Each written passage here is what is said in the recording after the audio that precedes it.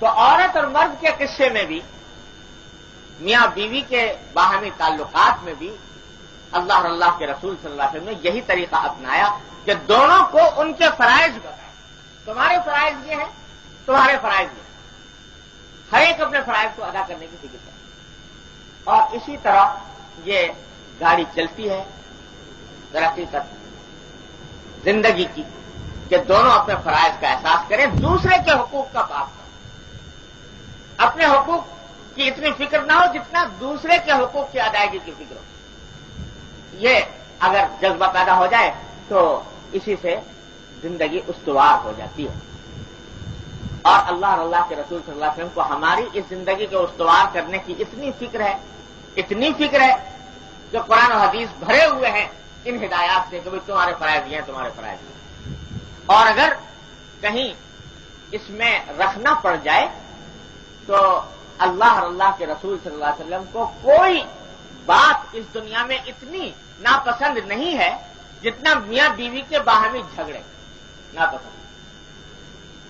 ایک حدیث میں آتا ہے کہ نبی کریم سرور دو عالم صلی اللہ علیہ وسلم نے ارشاد فرمایا کہ یہ حضرت ابلیس صاحب جو ہیں، شیطان، یہ کبھی کبھی اپنا تخت بچھاتے ہیں، دربار منعقد کرتے ہیں۔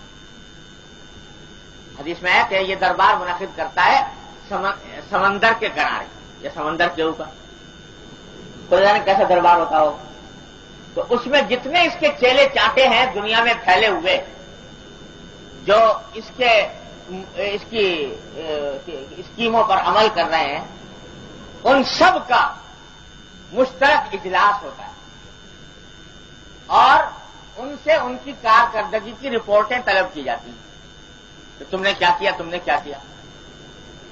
تو وہ دربار منعقد ہوتا ہے، اس کے اندر ہر ایک چیلا آ کر اپنی کارگزاری بیان کرتا ہے۔ یہ جناب ابلیس صاحب یہ تخت پر براجمان ہوتے ہیں اور ہر ایک کی بات سنتے رہتے ہیں۔ تو کوئی کھڑا ہو کر کہتا ہے کہ صاحب میں نے یہ کام کیا کہ ایک آدمی تھا، وہ نماز پڑھنے جا رہا تھا، تو اس کے ایسا کچھ اڑنگا لگایا کہ وہ نماز پڑھنے سے نماز اس کی چھوٹ گئی، نماز جاتی رہی۔ تو یہ میں نے یہ کارروائی کی۔ تو یہ ابلیس اس کے اوپر کہتا ہے کہ خوش ہوتا ہے کہ ٹھیک ہے، اچھا کیا تم نے، لیکن کوئی خاص رد عمل کا اظہار نہیں کرتا۔ دوسرا کہتا ہے کہ صاحب فلاں شخص جو ہے فلاں عبادت کرنے جا رہا تھا، میں نے اس عبادت سے اس کو روک دیا، اس کے روک دیا اور آپ کا مقصد میں نے حل کر دیا۔ تو وہ بھی سن لیتے ہیں کہ ٹھیک ہے، اچھا کیا۔ یہاں تک کہ ہر ایک اپنی اپنی کارگزاری بیان کرتا ہے، کوئی کیسی، یہاں تک کہ ایک شخص کھڑا ہوتا ہے اور کہتا ہے کہ جناب ایسا ہوا کہ دو میاں بیوی تھے، وہ آپس میں بڑے محبت کے ساتھ اور باہمی اتحاد اتفاق کے ساتھ رہ رہے تھے، بڑی اچھی زندگی گزر رہی تھی۔ میں نے جا کر ایک ایسا کام کیا کہ جس کے نتیجے میں دونوں میں لڑائی ہو گئی اور لڑائی کے نتیجے میں دونوں میں جدائی واقع ہو گئی۔ تو جب ابلیس یہ سنتا ہے کہ یہ کارنامہ انجام دیا کہ اچھے خاصے رہتے بستے میاں بیوی کو لڑا دیا آپس میں، تو وہ اپنے تخت سے کھڑا ہو جاتا اور کھڑا ہو کر اس کا معانقہ کرتا ہے اس کے ساتھ باقاعدہ، یہاں تو ہے صحیح معنی میں میرا نمائندہ، اور تو نے جو کارنامہ انجام دیا وہ اور کسی نے انجام نہیں دیا۔ یہ حدیث ہے نبی کریم صلی اللہ علیہ وسلم، اور اس سے آپ اندازہ لگا سکتے ہیں کہ شریعت کو اللہ اور اللہ کے رسول صلی اللہ علیہ وسلم کو میاں بیوی کے باہمی جھگڑے اور ایک دوسرے سے قطع تعلق یا ایک دوسرے سے نفرت یہ کتنی مبغوض ہے اور شیطان کو کتنی محبوب ہے۔ تو اس کی وجہ سے اللہ اور اللہ کے رسول صلی اللہ علیہ وسلم نے قرآن و حدیث میں دونوں جانب بڑے تفصیل کے ساتھ فرائض ایک دوسرے کے بیان فرمائے ہیں، ان پر عمل کر لے انسان تو دنیا بھی درست ہو جائے، آخرت بھی درست ہو جائے۔ تو اس کے لیے یہ باب قائم کیا ہے، دوسری جانب کے لیے باب حق الزوج علی المرء، شوہر کا حق بیوی کے اوپر، اس کے بیان کے لیے یہ احادیث اور قرآن کریم کی آیات اور احادیث لے کر آئے. سب سے پہلے آیت ذکر کیا کہ قال اللہ تعالی الرجال قوامون علی النساء بما فضل اللہ بعضهم علی بعض، کہ اللہ تبارک و تعالی نے ارشاد فرمایا کہ مرد عورتوں کے اوپر نگہبان ہیں، ان کے منتظم ہیں، اور بعض حضرات نے ان کا ترجمہ کیا کہ عورتوں کے اوپر حاکم ہیں.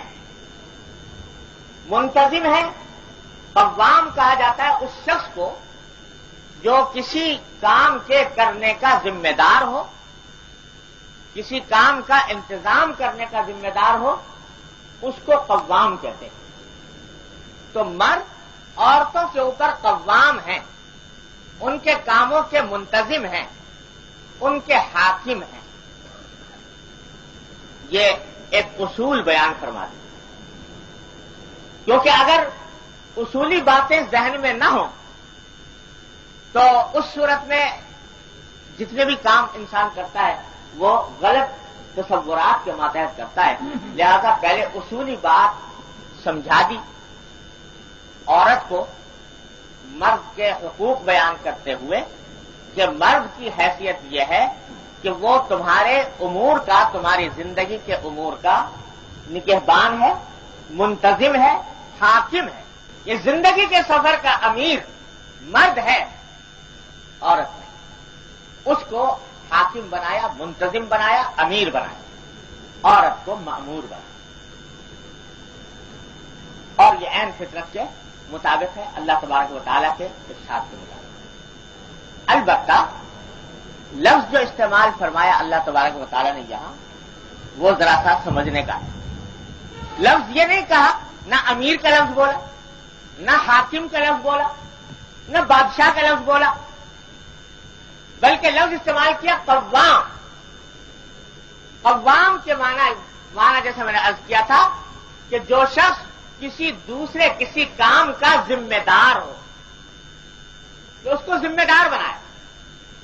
اور ذمہ دار ہونے کے معنی یہ ہے کہ اس کی یعنی بحثیت مجموعی اس زندگی کے سفر کی پالیسی وہ طے کرے گا اور اس کے مطابق کام چلایا جائے گا. لیکن یہ معنی نہیں کہ وہ آقا ہے اور یہ کنیز ہے، یا وہ آقا ہے اور یہ نوکر ہے، یہ خادم ہے. بلکہ امیر اور مامور، حاکم اور محکوم کا رشتہ ہے. اور امیر کا تصور اسلام میں یہ نہیں ہے کہ وہ تخت پر بیٹھ گیا اور حکم چلا رہا ہے. امیر کا تصور یہ ہے کہ سید القوم خادم ہوں، قوم کا سردار ان کا خادم ہوتا ہے.